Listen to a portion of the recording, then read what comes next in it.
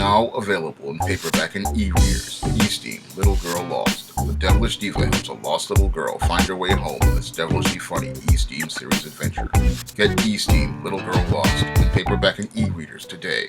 I got a chance to take a look at the Thor Ragnarok trailer on Monday at the library. Unfortunately, I have not been able to write a blog about it or make a video about it until today because I had one of my biceps tear on my right arm, and that was my writing arm, and that's my keyboarding arm. And the bicep pretty much swole up, so I wasn't able to do anything for 2 days. So I wasn't able to get to the keyboard and write anything. And I still really can't write much anyway with my fingers with the keyboard.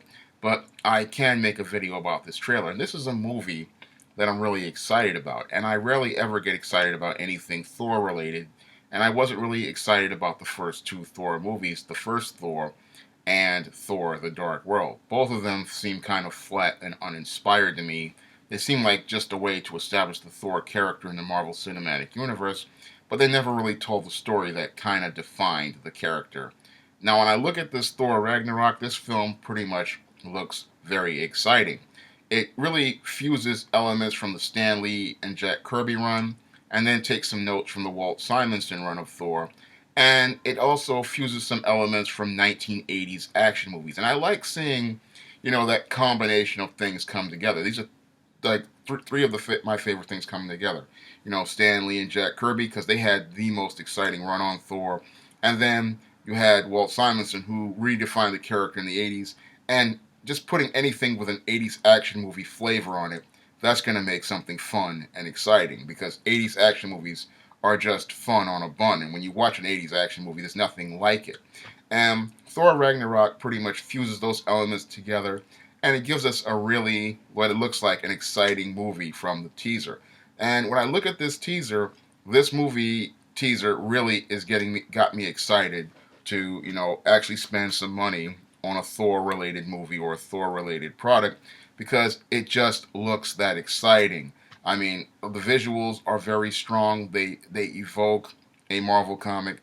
A lot of the costumes literally look like comic panels come to life. And then we get the action, which is, it looks like Thor's been taken prisoner somewhere, and he's got to fight in this gladiator arena in outer space somewhere. And it looks like he's going to be taking on the Hulk from the planet Hulk, which is really, an exciting twist on a story. It's like they took classic and modern Marvel and just fused them together in this interesting story. And the other part I like about it is that it still has those elements of a comic. It still feels humorous. It still feels like a lot of fun. And it looks like a movie that is going to be quite entertaining. And I look at the teaser for Thor Ragnarok, and it was far more exciting than what I saw in Warner Brothers' Justice League. Now, when I look at the Justice League trailer that I watched a couple of weeks ago, that really didn't get me as excited as this Thor Ragnarok trailer. Now, Thor is supposed to be, he's supposed to be one of their B-list characters at Marvel, and his movie is far more exciting than what I saw in the teaser and the trailer for the Justice League. The Justice League trailer just looked flat, it looked dreary, it looked uninspired, there was no real personality to any of the characters, there was no real voice to the characters. But with Thor, I really felt like I was right in the middle of a Thor comic book. It looked like a Thor comic come to life. It looked like, something that was setting up to be big, something that's setting up to be very, very big and out there. But when I look at the Justice League, it looked like it was really flat. And when I compare the two, it's hard to get excited for the Justice League.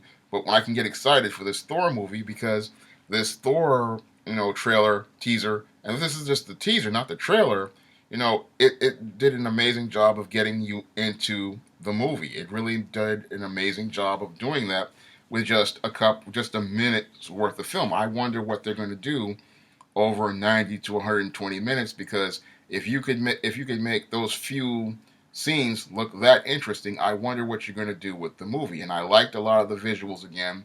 I like seeing the Scourge. I like seeing Gila. I like seeing them look like their comic book counterparts. And I also like seeing that the Planet Hulk in the middle of this movie. It just all came together to become a very exciting movie. a movie that I would be looking forward to go seeing, because this looks like one of the best Thor movies ever made, and it looks like one that's pretty much going to redefine the character and really make him look like the one of the top bosses in the Marvel universe, look like one of the most powerful characters in the Marvel universe, and make him look a lot stronger than he has been in previous films where he has been really downplayed, such as the original Thor movie and even all the Avengers movies, where they really have not really played up Thor's strength and really played up his powers. And I'm hoping that they take an effort to do that in this Thor Ragnarok movie. Now, I'm really excited for this movie, and I'm hoping that the teaser isn't just the best parts. I'm hoping that there's a lot more to this movie, because it looks like a whole load of fun, and it looks like a movie that would look like it's worth spending some money on.